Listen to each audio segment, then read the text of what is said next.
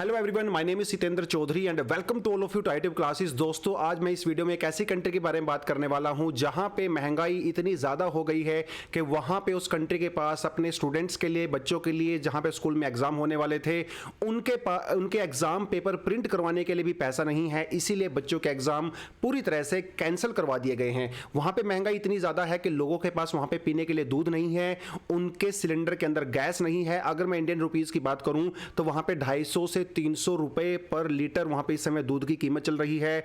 2000 से 2500 रुपए जो है गैस का सिलेंडर चल रहा है, और वो भी छोटे वाला। बड़े वाला तो उससे भी ज्यादा 5-6 हजार लीटर जो है किलो चल रहा है। वहां पे पेट्रोल और डीजल की बिल्कुल ज्यादा किल्लत हो गई है। डीजल तो बेसिकली वहां पे पूरी तरह से खत्म ही हो गया था। इंडिया ने भी वहां पे बहुत सारा डीजल अभी भेजा है रिसेंटली।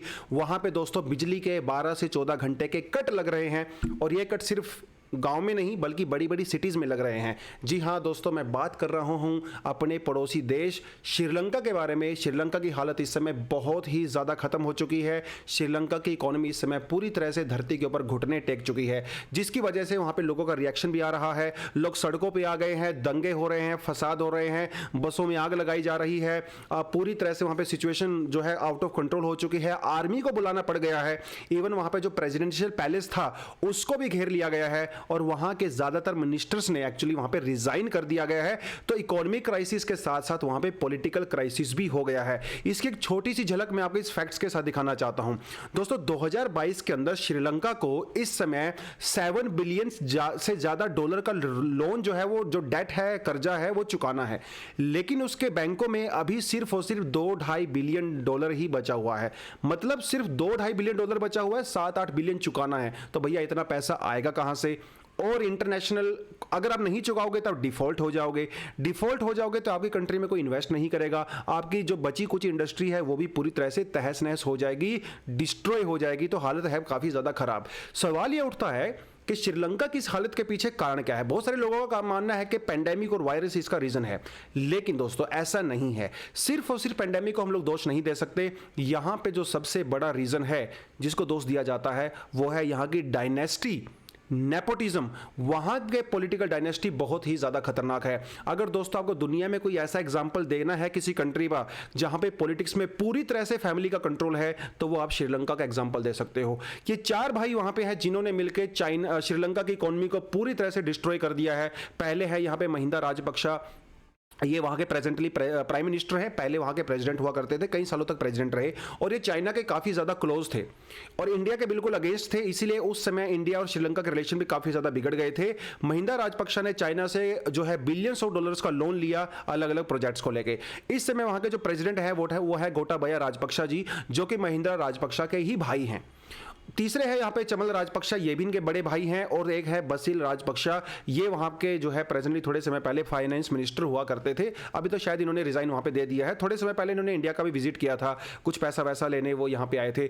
बसिल राजपक्षा के बारे में एक इंटरेस्टिंग चीज़ आपको बताता चलूँ कि बसिल राजपक्षा के पास एक्चुअली ड्यूल सिटीजनशिप है। ये अमेरिका की सिटीजनशिप भी है, श्रीलंका की सिटीजनशिप भी है। और श्रीलंका के कॉन्स्टिट्यूशन के अंदर प्रोविजन है, अगर किसी आदमी के पास अगर ड्यूल सिटीजनशिप है तो वो वहाँ के मिनिस्टर नहीं बन सकते। लेकिन इनके भाई साहब के लिए वहाँ के कॉन्स्टिट्यूशन को भी चेंज कर दिया गया। आपको एक चीज बताता चलूं कि 70 से 80% जो भी वहां के इंस्टीट्यूशन है, जो कि वहां की मिनिस्ट्रीज हैं, सभी के ऊपर इन चारों भाइयों का कंट्रोल है। और इनके बहुत सारे चाचा, भतीजा, बेटे, भांजे, सबका कंट्रोल वहां पे है। बेसिकली श्रीलंका की जो टोटल इकोनॉमी है उसको ये फैमिली पूरी तरह से कंट्रोल करती है। गोटाबाया राजपक्षा जी जो इस समय वहां के प्रेसिडेंट हैं, ये पहले वहां के फाइनेंस नहीं डिफेंस मिनिस्टर हुआ करते थे। उस समय श्रीलंका के अंदर सिविल वॉर चल रहा था, जब वहां पे तमिल्स के ऊपर बहुत ही बुरी तरह से वहां की आर्मी ने अत्याचार किए, और इनके ऊपर इस समय यूनाइटेड नेशन ह्यूमन राइट्स के काउंसिल वगैरह के अंदर इनके ऊपर केस भी चल रहे हैं। हालांकि अपने रोल को पूरी तरह से डिनाई करते हैं, लेकिन ये बात किसी से छिपी नहीं।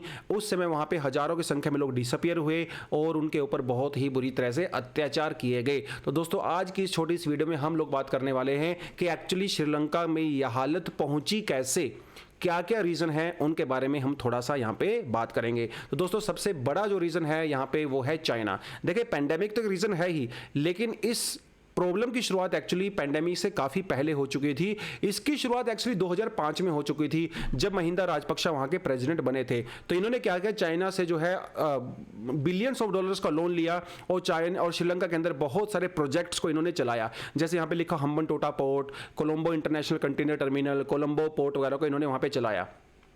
और ये जो प्रोजेक्ट है वो इतने बड़े प्रोजेक्ट हैं कि इनको पूरा होने में जो है कई डिकेड लगने वाले हैं। कोई प्रोजेक्ट जो है 2045 में पूरा होगा, कोई 2050 में पूरा होगा। इसका मतलब ये है कि अगले 20-30 सालों तक इन प्रोजेक्ट से श्रीलंका को किसी भी तरह का रिवेन्यू नहीं होने वाला है। 2012-13 के अंदर Sri Lanka belt and road initiative का पार्ट भी बना, जिसमें चाइना ने दोबारा से श्रीलंका को बिलियंस ऑफ डॉलर्स का लोन दिया। 2012 और 2016 के अंदर सिचुएशन इतनी ज़्यादा थी कि जितना भी फॉरेन डायरेक्ट इन्वेस्टमेंट श्रीलंका के अंदर आ रहा था वो 30 से 40% एक्चुअली सिर्फ और सिर्फ चाइना से आ रहा था। और बहुत सारे प्रोजेक्ट में जब श्रीलंका अपने लोन को नहीं चुका पाया तो उन्होंने अपनी बहुत सारी लैंड को, बहुत सारे प्रोजेक्ट को चाइना को 99 ईयर्स के लिए वहाँ पर लीज पे दे दिया। तो चाइना का कर्जा लगातार बढ़ता रहा। लेकिन भैया, जब कर्जा किसी से लेते हो तो इंटरेस्ट तो चुकाना ही पड़ता है। लेकिन श्रीलंका के पास इंटरेस्ट चुकाने के लिए इनकम नहीं थी, जिसकी वजह से वो आज जो है वो डिफॉल्ट होने वाली सिचुएशन में आ गया है। तो सबसे पहला रीजन है यहाँ पे चाइना का। दूसरा जो रीजन है दोस्तों, वहां पे है टूरिज्म का। चाइना की इनकम का बहुत बड़ा शेयर वहां के टूरिज्म से आता है। एक चीज आपको और बताता चलूं कि चाइना में जो सबसे ज्यादा टूरिस्ट विजिट करते हैं वो करते हैं India, Russia, Ukraine, Belarus, Poland और कनाडा से। 2019 में श्रीलंका के अंदर कुछ टेररिस्ट अटैक हुए थे, ईस्टर बॉम्बिंग जिसको बोला जाता है। वहाँ के कई सारे बड़े बड़े चर्च में अटैक हुए थे, 200-250 के लगभग वहाँ पे लोग मारे गए थे। उसके बाद से इन कंट्रीज़ में वहाँ पे टूरिस्ट काफ़ी ज़्यादा कम हो गए थे। ये 2019 की मैं बात कर रहा हूँ। उसके बाद चला गया वहाँ पे पैंडेमिक की वजह से तो फ्लाइट वगैरह वैसे ही कैंसिल हो गई थी, इंटरनेशनल कोई आ जा नहीं रहा था कहीं पर भी, तो जिसकी वजह से टूरिज्म वहाँ पर पूरी तरह से ख़त्म हो गया। और वहाँ का जो इनकम का एक बहुत बड़ा साधन है जिससे उनको इंटरनेशनल करेंसी मिलती है, वो मिलना उनको बंद हो गया। अनएम्प्लॉयमेंट तो हुआ ही, और उनका जो फॉरेक्स था, फॉरेन एक्सचेंज रिजर्व जिसको बोलते हैं, वो भी कम हुआ। तीसरा जो यहाँ पे बहुत बड़ा रीजन है वो है वहाँ के राष्ट्रपति का पागलपन। उनको किसी ने सलाह दिया, सजेस्ट किया कि भैया आप अपनी कंट्री में ऑर्गेनिक फार्मिंग कीजिए। तो वहाँ के प्रेसिडेंट ने क्या किया, श्रीलंका के अंदर जो ऑर्गेनिक फार्मिंग है, मतलब वहाँ के जो केमिकल फर्टिलाइजर हैं, उनको पूरी तरह से बैन कर दिया। और उन्होंने कहा कि श्रीलंका आज के बाद सिर्फ और सिर्फ ऑर्गेनिक एग्रीकल्चर ही करने वाला है। उसका रीज़न ये हुआ कि श्रीलंका में अचानक से जो फूड की प्रोडक्शन थी वो पूरी तरह से कम हो गई। डिमांड तो बढ़ रही थी लेकिन फूड की प्रोडक्शन कम हो गई, जिसकी वजह से दूसरी कंट्री से उनको फूड इंपोर्ट करना पड़ा। और जब उन्होंने फूड को इंपोर्ट किया तो वो डॉलर में ही पैसा चुकाना पड़ता है, तो इसकी वजह से भी उनका जो फॉरेक्स एक्सचेंज रिजर्व था वो काफ़ी ज़्यादा कम हो गया। अगला जो रीज़न है दोस्तों, वहाँ पे है भरपूर मात्रा में करप्शन। देखिए, जब सारी मिनिस्ट्री को, जब सारे रिसोर्सेज को एक ही फैमिली कंट्रोल करती है तो करप्शन तो सीधी सी बात है वहाँ पे होने ही वाला है। बहुत बड़ी मात्रा में श्रीलंका के अंदर करप्शन होता है, जो भी फॉरेन डायरेक्ट इन्वेस्टमेंट आती है उसको आपस में बांट लिया जाता है। और वहाँ पे फूड माफिया भी काम करता है। तो वो लोग क्या करते हैं, फूड को होर्डिंग कर लेते हैं। जब मार्केट में उस प्रोडक्ट की डिमांड बहुत ज़्यादा बढ़ जाती है, सप्लाई बहुत ज़्यादा कम हो जाती है, तो उसके महंगे दाम पे बेचना शुरू कर देते हैं। पहले ही वहाँ पे लोगों के पास इनकम नहीं थी और महंगे दाम में खरीदने की उनका जो है उनकी कैपेसिटी नहीं है, जिसकी वजह से प्रॉब्लम और ज़्यादा बढ़ती चली गई। आपको एक चीज़ और बताता चलूँ कि श्रीलंका में जो इनकम का अगला सबसे बड़ा साधन है दोस्तों, वो है टी, रबड़, अपैरल, मतलब कपड़ा, टेक्सटाइल जो होता है, और कोकोनट का एक्सपोर्ट होता है। एक चीज़ और यहाँ पे इंटरेस्टिंग ये है कि जो श्रीलंका का ज्यादातर जो टी और रबड़ है वो यूक्रेन और रशिया के अंदर एक्सपोर्ट होता है, क्योंकि वहां पे वॉर चल रहा है। इस वजह से वहां पे ये पूरा सप्लाई चेन उनका बंद हो गया।